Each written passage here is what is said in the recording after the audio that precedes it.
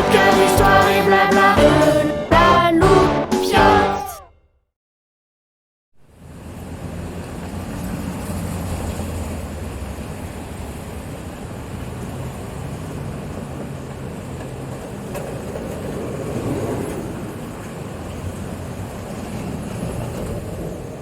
Le petit théâtre de Hannah Arendt. Hannah est un palindrome. On peut le lire à l'envers et à l'endroit. Prenez-le dans n'importe quel sens, vous lirez toujours Hannah. Hannah Arendt était bien placée pour le savoir. Mais jamais elle ne le sut aussi précisément que ce jour-là, ce 4 décembre 1975, où il faisait si froid. Ce matin-là, Hannah Arendt était bien décidée à en découdre avec la vie de l'esprit.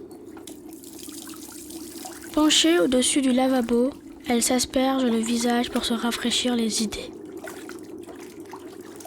Quand mettrai-je un point final à ce livre, mon premier livre de philosophie? Peut-être, commente la vieille dame en s'adressant un sourire malicieux dans le miroir.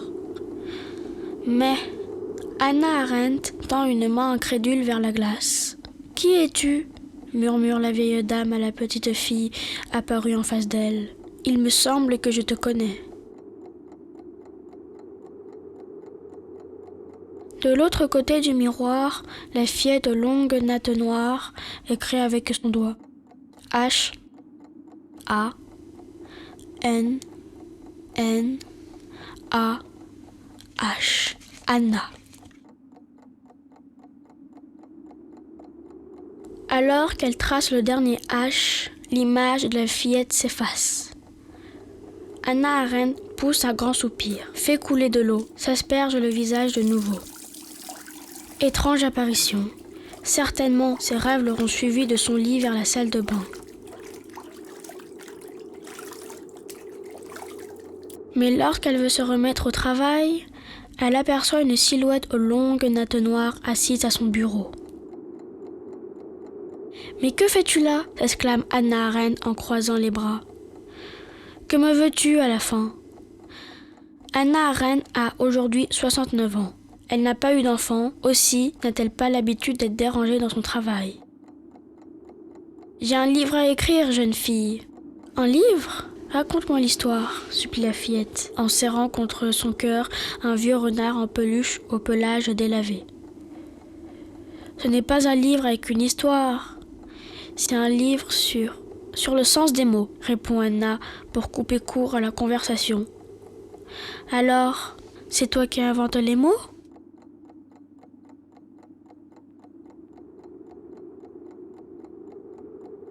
Inventer les mots, rumine Hannah Arendt en tournant, contrariée, autour de son bureau. On dira ce qu'on voudra de moi, mais je suis tout sauf quelqu'un qui invente les mots. Je suis une penseuse de terrain, pas une penseuse de terrier.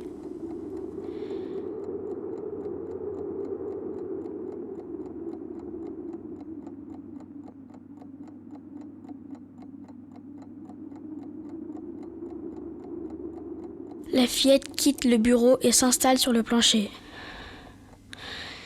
Si je l'ignore, songe la vieille dame, peut-être finira-t-elle par disparaître de nouveau. Mais voilà une enfant bien difficile à ignorer. Bientôt, elle se met à soliloquer. Ce sera une histoire d'un renard qui sortira de son terrier. Hannah Arendt commence à s'impatienter. Sur sa machine à écrire, les mots ne semblaient plus lui obéir. Ou bien l'histoire d'un renard qui aurait peur du grand méchant loup, continue l'enfant à haute voix. Mais elle laisse finalement retomber son petit renard sur le plancher et pousse un profond soupir. « Tu vois que je n'y arrive pas. S'il te plaît, raconte-moi une histoire. »« Tais-tu » observe la grande Hannah en continuant à l'ignorer.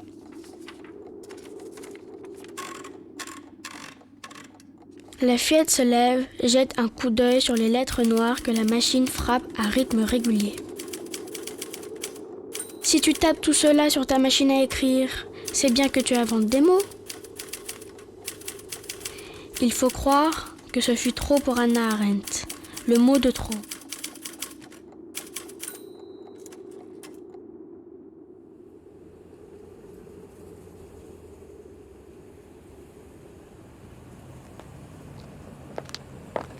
Dans les rues de Manhattan, la grande Anna, exaspérée, traîne d'un pas énergique l'enfant derrière elle.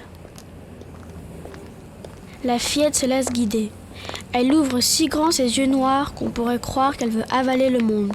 « Où m'emmènes-tu » demande-t-elle finalement. « Dans un théâtre. Raconter doit être agir. Raconter pour raconter, c'est du blabla ou c'est mentir.